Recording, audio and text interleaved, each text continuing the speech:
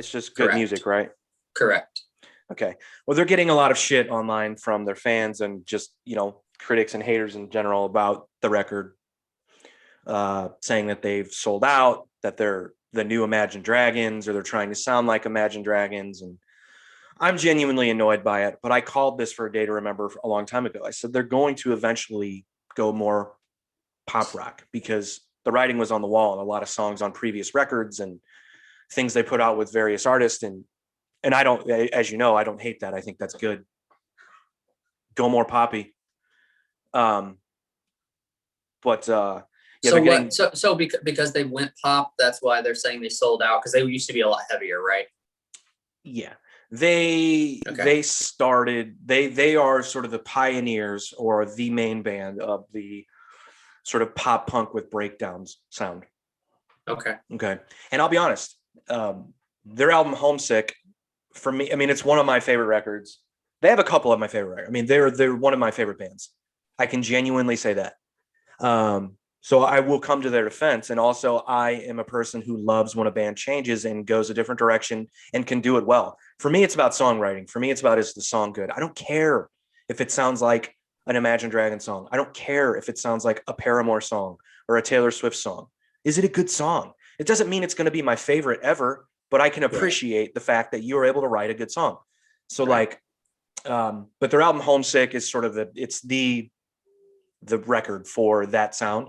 And when it came I out, mean, that was, for me and my group of friends, that was a party record. I mean, it really was a huge record. I always go to two artists, like so if I go just, we'll just say rock, even though they're not necessarily just a rock band, but if I go rock, I say in that time period, every party we were at, everywhere we were, that was the record we put on. It was just, for us, it was like a party record. And then when I go hip hop, I say Wiz Khalifa. He was the party guy for me. But anyway, so people want everything that they put out to sound like that record. I got news for everyone who wants that. They haven't sounded like that record since that record, right? They well, haven't. and that's yeah. I mean that's the thing, and it's not just a day to remember either. I mean, it's a lot of bands. Well, Like we've talked about the Bring Me the Horizon not too long ago with a couple of the albums that they put oh out. yeah, They exploded with like that one record, and then now people just want that again. But they've changed up oh completely, yeah, pretty much every record since then. yeah. And now everybody's lost. They're like, I just want that one record back. But this is what annoys me. Like if you, so we actually did this the other day, me and two of the guys I was recording with. I asked them both. I go, "Have you heard the new A Day to Remember?" One goes, "Yep, love it." The other one goes, "Nope, haven't heard it." I go, and then I'm explaining what I'm explaining to you now about how they're catching a bunch of hate online.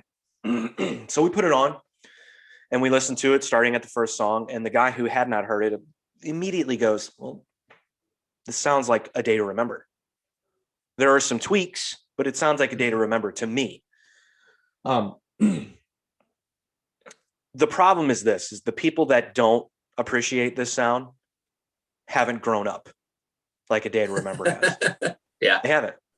yeah. They haven't. Does it also matter that this is coming from a musician standpoint No, versus the regular? It I doesn't mean, matter. yeah, I mean, if you, yeah, I mean, logically speaking, yeah, it probably does. But I'm still a fan. Like, I forget about, let's pretend that I don't put out music. I'm still a music fan. I'm still a fan, you know? Right. Um, and I can get wrapped up in being a fan. And I love that. That's what I love about music in general, is if you can make me a fan because you write good songs, I'm hooked. And I'll be the first to admit that I'm hooked. And I'm going to play the shit. I'm going to wear it out. If you live in the same house as me, I'm going to wear shit out for you. I am. Um, but that's the beauty of it. So those people, I feel, just haven't grown up with them. They're trying to go more mainstream, like be more mainstream with going a poppier direction. I don't necessarily think that they're trying to. The fact of the matter is, on the last three records, this one included, they've worked with major rock producers, guys that have put out hits. I'm using air quotes there. Now, whether that's their choice, whether it's the record label's choice,